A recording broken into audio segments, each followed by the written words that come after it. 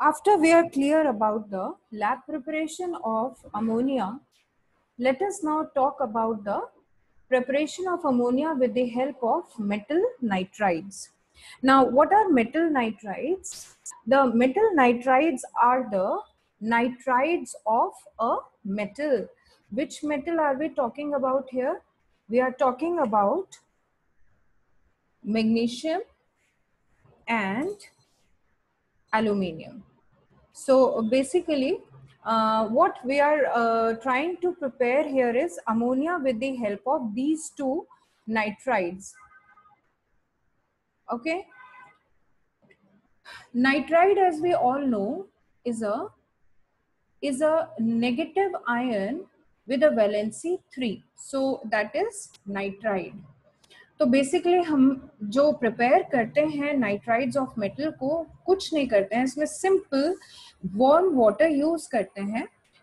Here you can see it is mentioned that we are using simple warm water on the nitrides. कौन से nitrides? Nitrides of magnesium as well as the aluminium.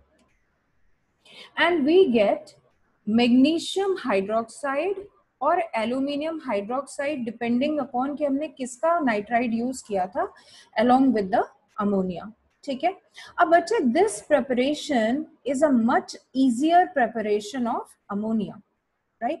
But the question is, even though it is more easy to prepare ammonia, why we do not use it as a laboratory preparation? तो reason is because this method is costly. जितने भी nitride के salts होते हैं, बेशक वो magnesium nitride हो या एल्यूमिनियम नाइट्राइड हो, they are much costlier, hence we do not use them, right? And the reaction otherwise is very simple. यहाँ पर इसके ऊपर बेस क्वेश्चन कैसे आता है, स्पेशली इस एल्यूमिनियम नाइट्राइड के ऊपर क्वेश्चन आता है.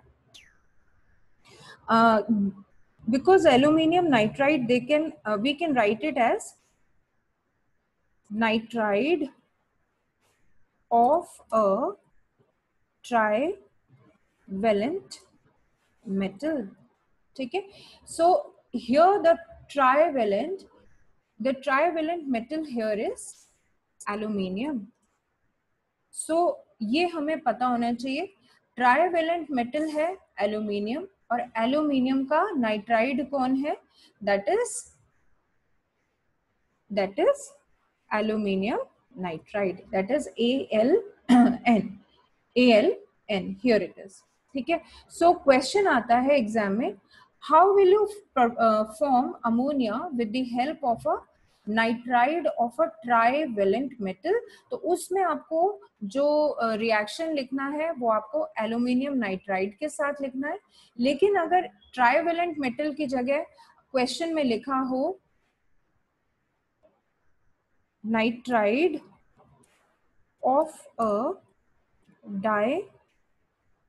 डाइवेलेंट मेटल, तो उस केस में डाइवेलेंट मेटल कौन सा है? यहाँ पर डाइवेलेंट मेटल इज मैग्नीशियम. तो उस केस में जो हम रिएक्शन देंगे वो हम देंगे मैग्नीशियम नाइट्राइड के साथ, because here magnesium is your divalent metal, end of course it will form the magnesium nitride with divalent metal, that is magnesium nitride. That's it. ठीक है यहाँ तक. चलो अब आगे देखते हैं कि इसके लिए अगर हम लैब एपरेटस सेटअप करेंगे तो वो कैसे सेटअप होगा. बच्चे, again the apparatus setup is going to be somewhat similar. यहाँ देखिए, the magnesium nitride is lying over here, then this is your magnesium nitride. From the thistle funnel is coming your warm water. This water has to be warm. ठीक है. इसमें हमें और कुछ नहीं करना है, सिर्फ एक ही चीज को हमें इंश्योर करना है, that the water is warm. So it is the warm water, and after the reaction ammonia is produced. Obviously क्योंकि गैस है तो ऊपर की तरफ लिबरेट करेगी. When the ammonia will liberate, it will go to the collecting jar, and from here it will proceed upwards. अब जब वो ऊपर की तरफ जाएगी, बेटा हमें मालूम है that ammonia is a NH3 is highly soluble in water. ठीक है, क्योंकि ये वाटर में हाईली सॉल्युबल है, इसलिए हमको ये इंश्योर करना पड़ेगा कि जो अमोनिया है वो बिल्कुल ड्राई स्टेट में आगे की तरफ मूव करे, और इस वजह से हम यहाँ पर यूज करेंगे एक drying agent which is again calcium oxide. ठीक है, और कैल्शियम ऑक्साइड को हमने क्यों चूज किया, ये लास्ट टाइम भी हमने डिस्कस किया था. कैल्शियम ऑक्साइड को हमने इसलिए चूज किया because calcium oxide itself is also basic in nature. ठीक है, क्योंकि ये खुद भी बेसिक होता है calcium oxide, so that is why it will not react with ammonia. Ammonia will simply pass through this calcium oxide, और पास होने के बाद it will be collected here in the gas jar and it will be completely in the state of gas. Gas की state में क्यों होगी, क्योंकि ये completely ड्राई है.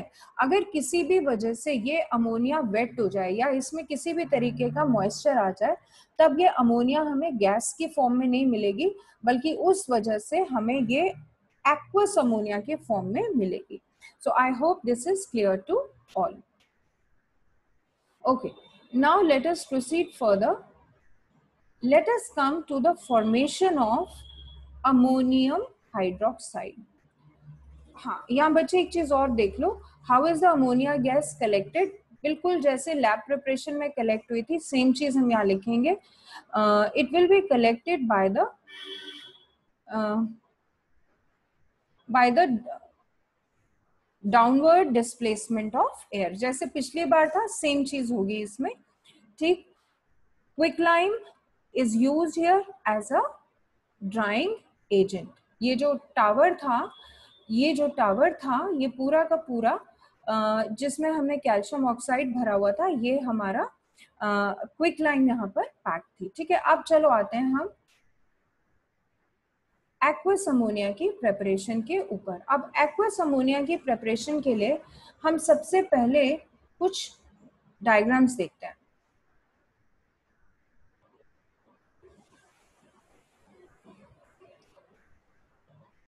So here is it.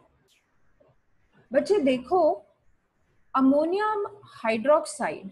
ठीक, इस समय हमारा एम क्या है, हमारा एम है अमोनिया को डिसॉल्व करना.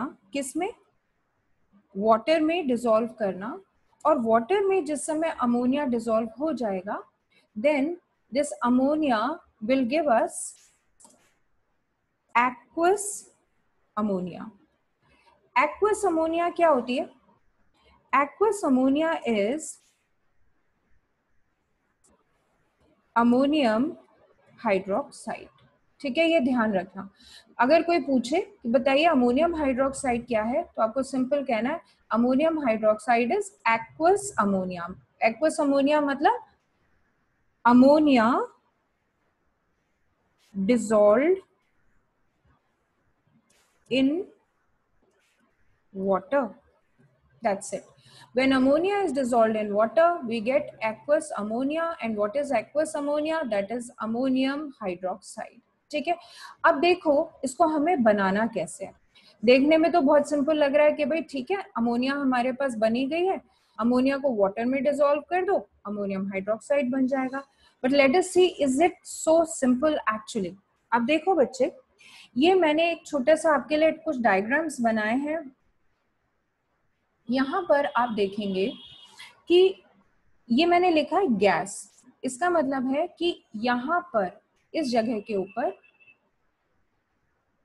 के ऊपर हमारा एक तरीके से आप समझ लो लैबोरेटरी एपरेटस लगा हुआ है, जिसमें हमारी अमोनिया गैस बन रही थी. ठीक, ये है हमारा लैब एपरेटस. ठीक है, लैबोरेटरी एपरेटस में हमारी जो गैस थी, देखो वो गैस कहाँ जा रही थी, हमने देखा था इन्वर्टेड जार में जा रही थी. उस इन्वर्टेड जार से हमने क्या किया, वहां पर एक डिलीवरी ट्यूब लगाई, ये रही वो डिलीवरी ट्यूब, और उस डिलीवरी ट्यूब के थ्रू हमने गैस ली और इस पतली सी ट्यूब के थ्रू होते हुए हमने उस गैस को इस वाटर में डिसॉल्व किया। ठीक है, अब डिसॉल्व तो हो जाएगी, लेकिन डिसॉल्व होने के साथ साथ यहाँ एक बहुत बड़ी प्रॉब्लम आएगी। क्या प्रॉब्लम आएगी बच्चे? यहाँ पर प्रॉब्लम सबसे बड़ी इसके बेसिक कॉन्सेप्ट में है। वो क्या है पहले मैं आपको बता दूं। हाँ, यहाँ पे क्या हो रहा है कि जो हमारा rate of production of gas है, यानी जिस रेट से हमारी गैस प्रोड्यूस हो रही है, वो रेट ऑफ प्रोडक्शन बहुत स्लो है। ठीक है, जबकि जिस रेट से हमारी गैस पानी के कांटेक्ट में आने के बाद डिसॉल्व हो रही है, वो बहुत ही फास्ट है। ठीक है, the rate of production is low and the rate of dissolution is higher. इसकी वजह से क्या होगा कि जब पीछे से हमारी गैस आएगी लैब प्रिपरेशन में से होते हुए, तो जितनी भी गैस बनी थोड़े से टाइम में, जितनी भी हमारी गैस बनी वो इस ट्यूब में से होते हुए वाटर में डिसॉल्व हो गई। ठीक है, अब हुआ क्या, इसके अंदर हमारी नैरो ट्यूब, जिसको हम डिलीवरी ट्यूब भी कह सकते हैं, इस डिलीवरी ट्यूब के अंदर जितनी गैस थी वो तो डिसॉल्व हो गई। ठीक, अब क्या हुआ, ये गैस जब सारी डिसॉल्व हो गई तो और पीछे से जो हमारा लेबोरेटरी एपरेटस था उसमें अभी गैस प्रिपेयर हुई ही नहीं है। क्यों? क्योंकि जो रेट ऑफ प्रोडक्शन है गैस का वो कैसा है, वो स्लो है। ठीक है, दैट इज स्लो। तो जब rate of production is slow तो एक पॉइंट ऑफ टाइम ऐसा आएगा कि ये पूरी की पूरी हमारी ट्यूब जो है वो खाली हो जाएगी। इसके अंदर ना तो पीछे से गैस आ रही होगी, ठीक है, और जब गैस नहीं आ रही है तो ऑब्वियसली ये ट्यूब खाली हो गई। ठीक, ऐसे में क्या होगा, जो एयर प्रेशर होगा, एयर प्रेशर कहाँ है यहाँ पर, ये जो बाहर से एटमॉस्फेरिक प्रेशर है, ये जो प्रेशर, ये प्रेशर जो इसके ऊपर अप्लाई हो रहा है, ट्यूबिंग के ऊपर बाहर से भी तो प्रेशर अप्लाई होगा, एटमॉस्फेरिक प्रेशर। ऑब्वियसली ये प्रेशर हाई है और चूंकि इसके अंदर सब कुछ खाली है इस समय, there is no gas at all, कुछ भी नहीं है यहाँ पे। ठीक है, इट इज ऑल एम्प्टी। ठीक, एम्प्टी होने की वजह से क्या हो रहा है, ये जो वाटर आपको दिखाई दे रहा है यहाँ पे, this water will start getting sucking back, ये इस ट्यूब में सक होने लगेगा। ठीक है, मुझे पता नहीं है बच्चे, कभी आपने पिक्चर वगैरह में नोट किया हो, कई बार क्या होता है कि जैसे पेट्रोल खत्म हो जाता है गाड़ी में, तो हम लोग क्या करते हैं, गाड़ी की डिग्गी में, या यूं कहिए कि गाड़ी की डिग्गी में पेट्रोल टैंक से हमें पेट्रोल निकालना है, तो हम लोग क्या करते हैं, उसमें एक पतली सी ट्यूब डाल के ट्यूब को सक करते हैं, और सक करके अगर आप उसे एकदम से छोड़ दें तो उसमें से पेट्रोल की टंकी में से पेट्रोल बाहर आना शुरू हो जाता है। तो ये कुछ कुछ उस तरीके की चीज हो रही है। It is atmospheric pressure applying on this empty test tube, therefore this water will go from a higher pressure conditions, ये हायर प्रेशर कंडीशंस है बाहर, यहां से वाटर अंदर की तरफ सक होना शुरू हो जाएगा, और एक पॉइंट ऐसा जाएगा कि ये सक होता हुआ कहाँ पहुंच जाएगा, अपने जिस बीकर में हमारा जो रिएक्टेंट्स है वो हीट अप हो रहे हैं, या वहां पहुंच जाएगा, and it will result in the breaking up of the apparatus. ठीक है, इस प्रॉब्लम को हम कहते हैं बैक सक्शन। बैक मतलब ऊपर की तरफ या उल्टी तरफ सक्शन होना। ठीक है, अब जब ये प्रॉब्लम होना शुरू हुआ तो इसके लिए साइंटिस्ट ने एक बेटर तरीका निकाला, जिसे हम कहते हैं,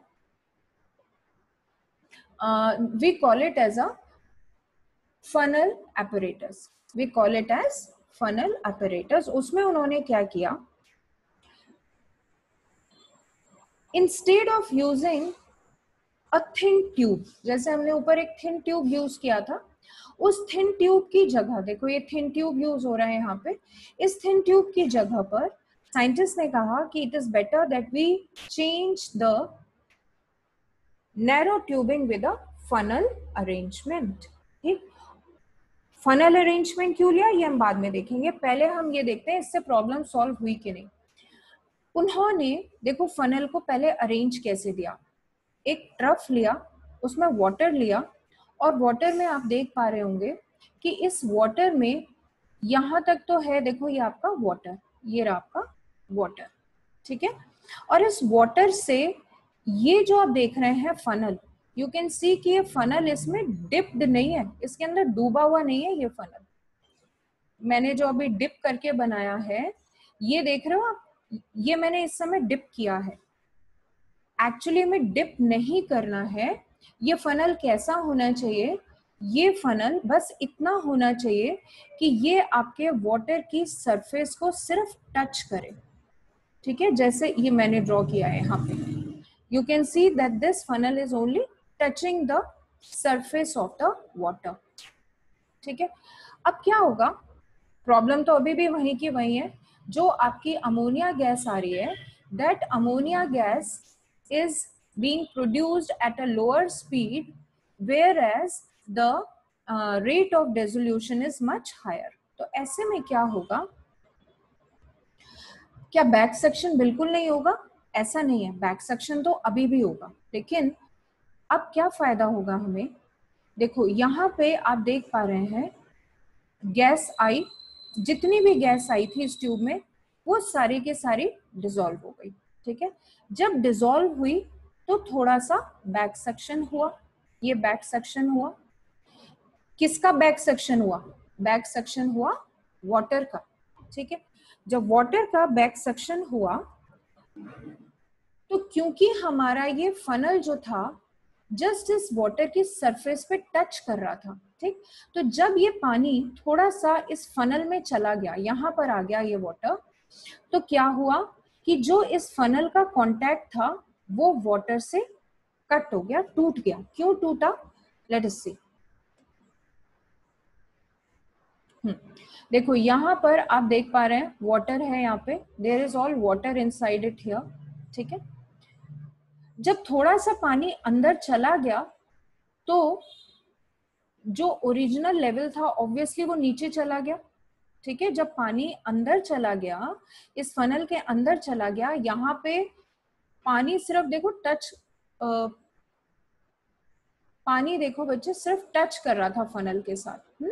तो अब जब बैक सेक्शन हुआ और पानी थोड़ा सा अंदर चला गया, तो अंदर जाने की वजह से क्या हुआ, यहाँ पर उसका जो कांटेक्ट था वाटर से, जो ये कांटेक्ट था उसका वाटर से फनल का, वो टूट गया। क्यों, क्योंकि वाटर लेवल नीचे चला गया और एज अ रिजल्ट यहाँ पे एक बड़ी इंपॉर्टेंट चीज क्रिएट हुई जिसको हम कहते हैं एयर गैप। यहाँ पर एयर गैप क्रिएट हो गया। अब इस एयर गैप के क्रिएट होने की वजह से क्या हुआ, इस एयर गैप के क्रिएट होने की वजह से, ये देख रहे हो आप यहाँ पे एयर गैप आपको नजर आ रहा होगा, हियर इट इज। ये जो एयर गैप क्रिएट हुआ इसकी वजह से फनल का और वाटर का कांटेक्ट टूट गया, और अब जो बैक सेक्शन हुआ था, now that water started trickling back, दोबारा से वो पानी नीचे गिरना शुरू हो गया, ठीक। जब पानी नीचे गिरा तो फिर से पानी का लेवल देखो, दोबारा से कितना हो गया वाटर का लेवल, दोबारा से वाटर का लेवल यहाँ तक आ गया जो फनल को टच करने लगा, ठीक है। अब पानी के लेवल के ऊपर और नीचे गिरने के चक्कर में इन द मीन टाइम क्या हुआ, पीछे से हमारी गैस जो थी अमोनिया गैस वो प्रिपेयर हो गई, और प्रिपेयर होकर वो इस फनल के थ्रू हमारे वाटर में डिसॉल्व हो गई। तो बेसिकली यहाँ पे हो क्या रहा है बच्चे, पूरा टाइम यहाँ पर जो वाटर का लेवल है वो ऊपर नीचे हो रहा है।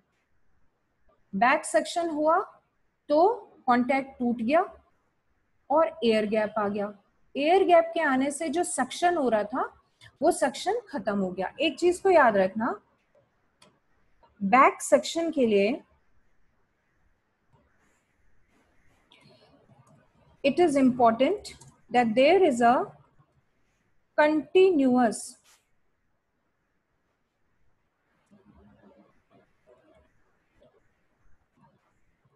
there is a continuous contact between the water and the funnel. Back section के लिए ये कांटेक्ट होना कंटिन्यूअसली जरूरी है. अगर कंटिन्यूअस कांटेक्ट नहीं हो रहा है तो आपका बैक सेक्शन एक पॉइंट ऑफ टाइम पर जाकर ब्रेक हो जाएगा. ठीक है, जैसे कि यहाँ पर हमने देखा कि ये पॉसिबल हो पाया. यहाँ पर जैसे ही बैक सेक्शन हुआ, क्योंकि वाटर कांटेक्ट में था इस जगह के ऊपर, क्योंकि वाटर कांटेक्ट में था इस जगह पर, फनल के कांटेक्ट में था, तो बैक सेक्शन होता रहा और वाटर जो था वो ऊपर की तरफ मूव करता चला गया.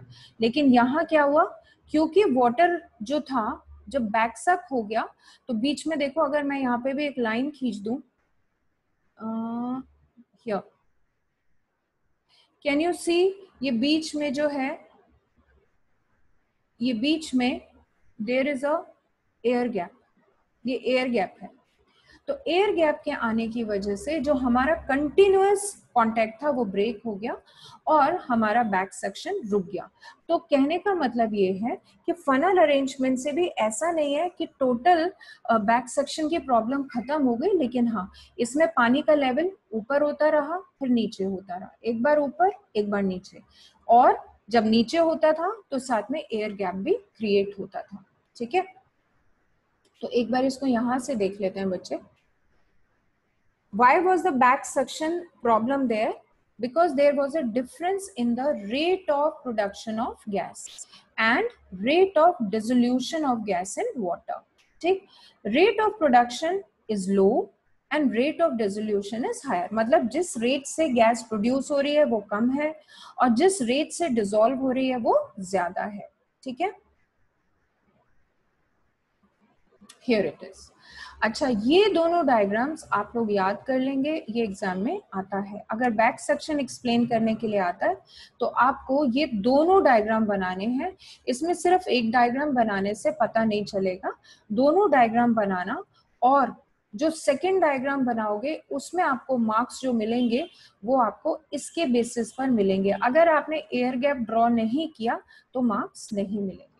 ठीक है, इसका और भी अच्छा एक्सप्लेनेशन, अगर मेरी तरफ से कोई ऐसी चीज हो जो ना समझ आई हो तो बेटा आप लोग HCl को खोल लेना, वो हम आगे करेंगे HCl वाला. लेकिन आप लोग I'll just share that page with you. Yes, here it is. तो ये जो है ये HCl का लेसन है. इसमें ये बहुत अच्छे से दिया हुआ है. Same thing is applicable for ammonia. Ammonia और HCl में सेम चीज है. तो जो यहाँ पे समझ ना आया हो एक बार आप यहाँ से समझ लेना. ठीक है, so that is how we dissolve ammonia gas in water and forms the aqueous solution of ammonia. ठीक है, the next topic that we are going to start is the Haber's process. Haber's process क्या है? It is the process of manufacturing ammonia at a large scale. बच्चे इसका हमको जो पढ़ना है Haber's process, उसमें ना तो ये हमें apparatus देखना है, उसमें हमें बस 2-3 चीजें देखनी है. ये हम नेक्स्ट क्लास में स्टार्ट करेंगे, आप सिर्फ मार्क कर लो. Here we are going to discuss about the sources of reactants, favorable conditions, and then we will start with further